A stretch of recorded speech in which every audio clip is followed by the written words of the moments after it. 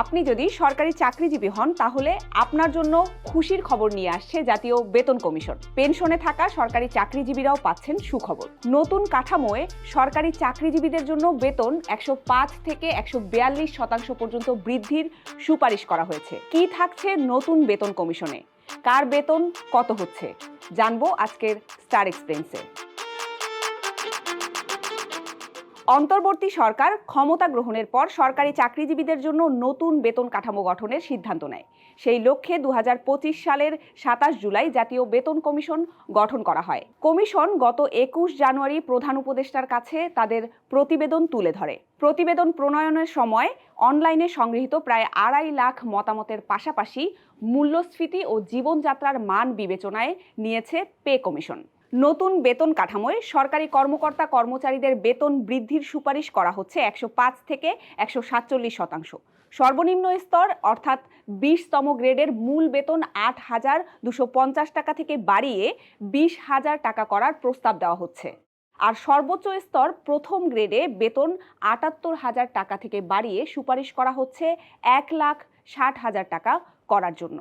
সংশ্লিষ্ট সূত্র জানিয়েছে, সরকারি কর্মচারীদের জন্য বাংলা নববর্ষ ভাতা 20% থেকে বাড়িয়ে 50% করার সুপারিশ করা হচ্ছে। আগে 11তম থেকে 20তম গ্রেডের কর্মচারীরা পরিবহন ভাতা পেতেন।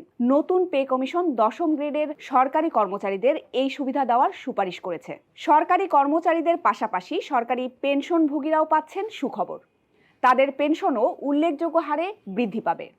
মাসে 20,000 টাকার কম পেনশনভোগীদের ক্ষেত্রে প্রায় 100% পেনশন বৃদ্ধির প্রস্তাব দেওয়া হয়েছে। এছাড়া মাসে 20,000 থেকে 40,000 টাকার ক্ষেত্রে 75% এবং 40,000 টাকার বেশি পেনশন প্রাপ্তদের জন্য 55% পেনশন বৃদ্ধির সুপারিশ করা হয়েছে। আবার 75 বছরের বেশি বয়সী পেনশনভোগীদের জন্য 10,000 টাকা চিকিৎসা ভাতার সুপারিশ করেছে কমিশন।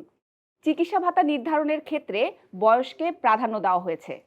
55 বছরের বেশি বয়স্ক পেনশনভোগীদের জন্য 8,000 টাকা এবং 55 বছরের কম বয়সীদের জন্য 5,000 টাকা চিকিৎসা ভাতার প্রস্তাব করা হয়েছে।